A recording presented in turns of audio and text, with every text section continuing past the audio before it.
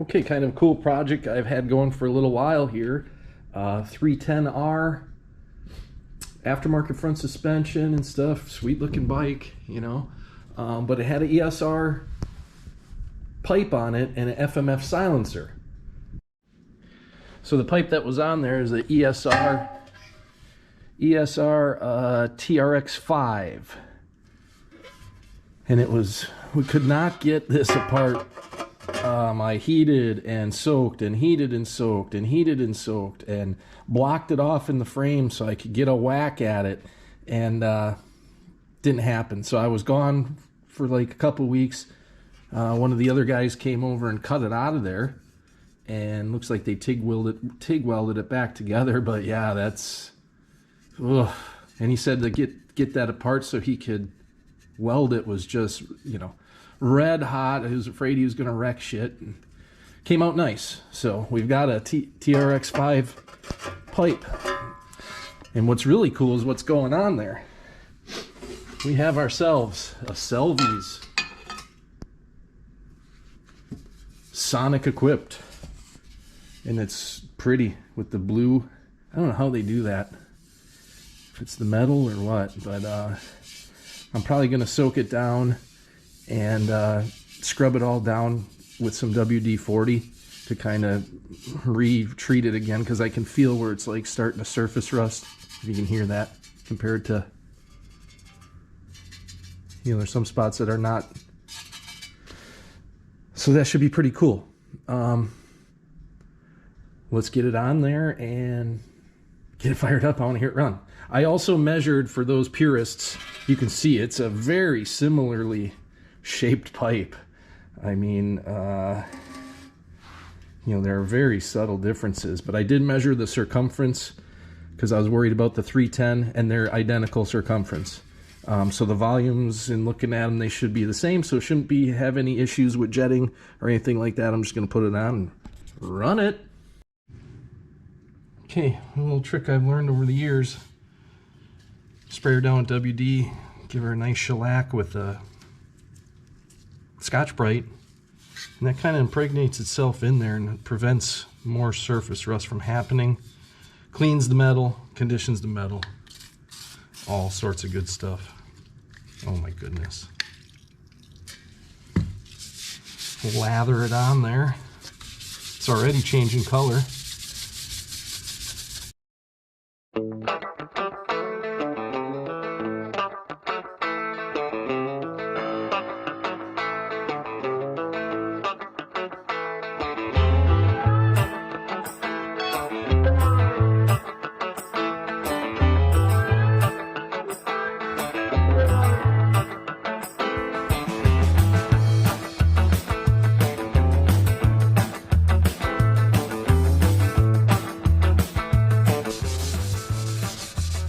Pretty good at all these motions, because when it comes to sex I usually hold my own.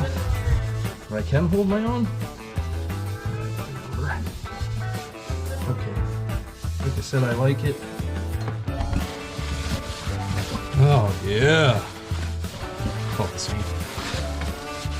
But it's smooth. You know, I don't feel any surface rust onto it anymore, so that's good. Mounts all line up.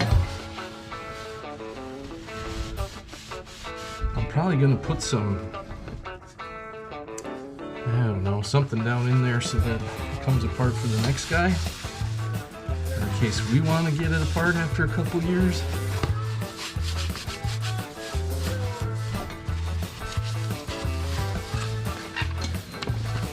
Beautiful, buddy, beautiful. Beautiful, bonita. Bonita, señor. Bonito, bonita. La mejor. Okay. I'll get the other piece up here and do the same thing. You can really see some of the rust onto it. I'll take care of it. This thing is really a phallus looking thing. Crooked on the end. Oh,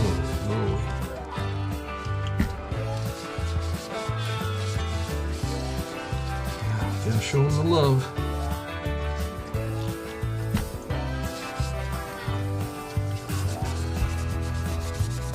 Look at how brown that instantly turned.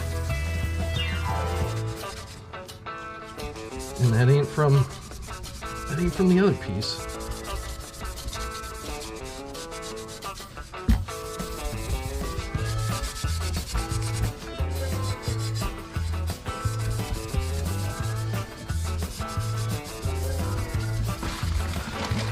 Whoa!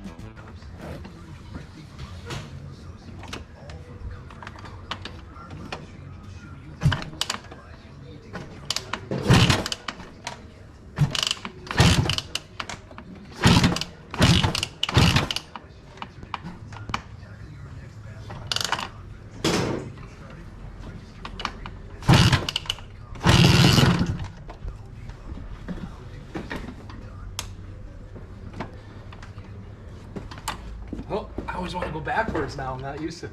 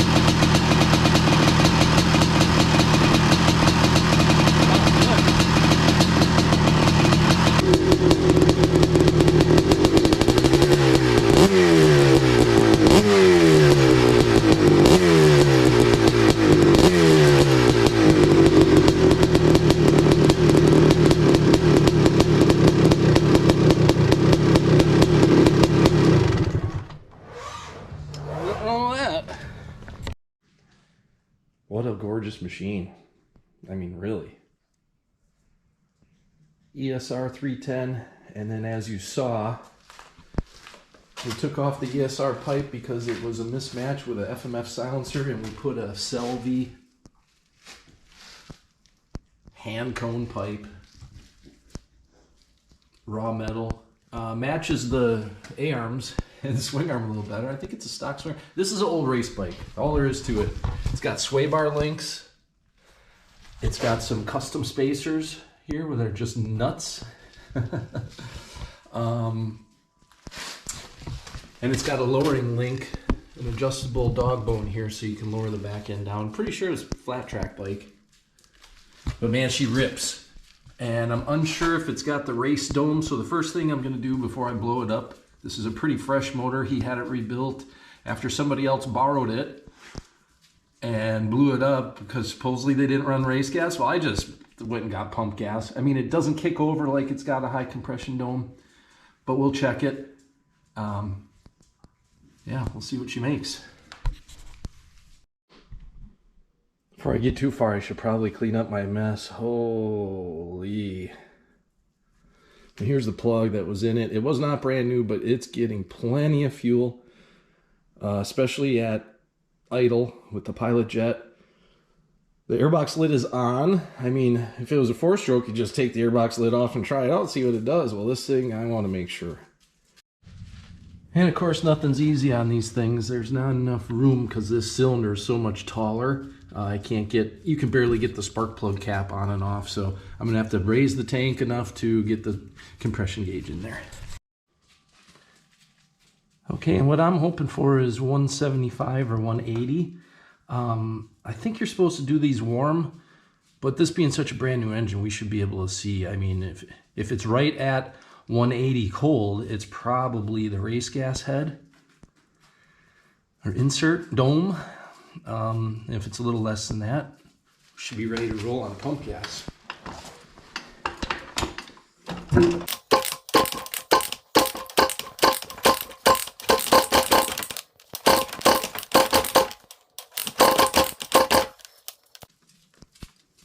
That should leak down. Well, I don't like the way that's leaking down.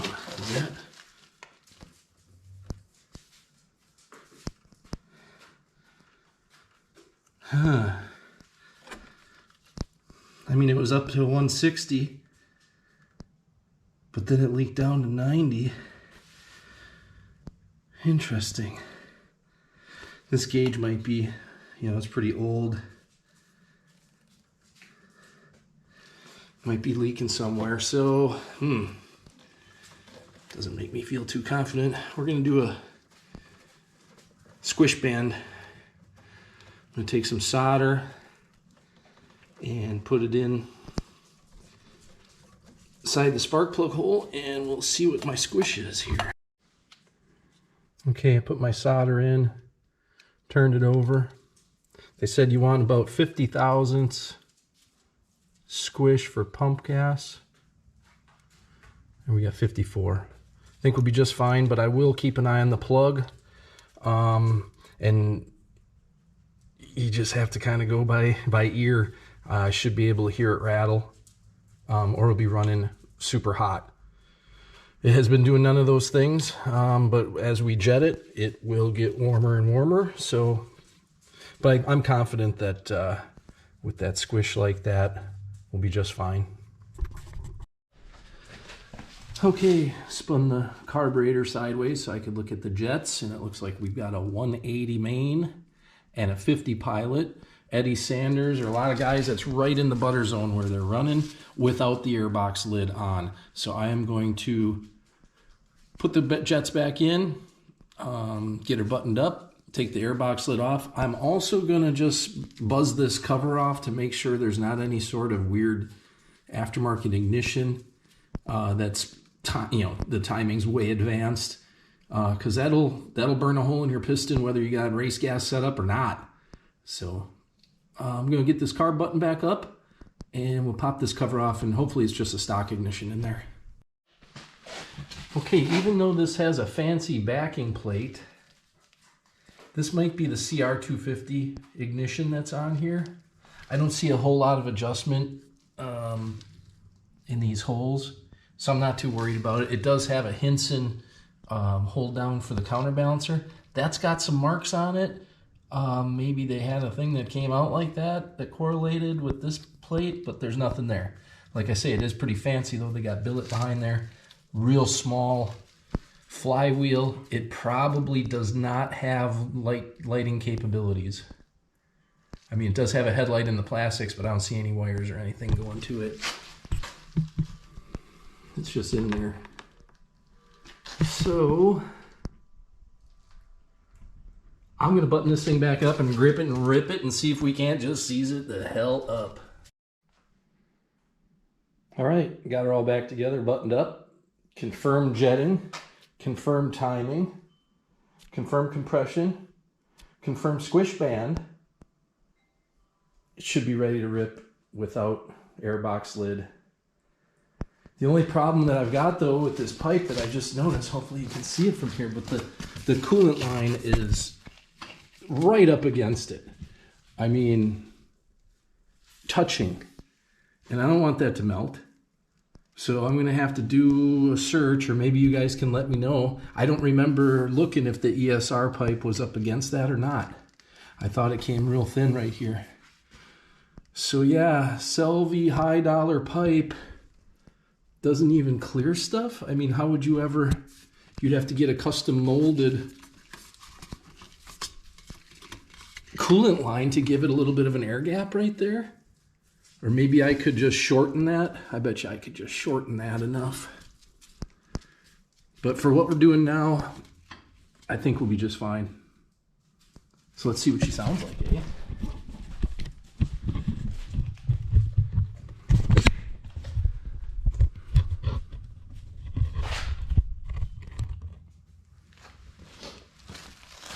Fuel on. Shouldn't really need a choke. It's warm out. Spark plug is in.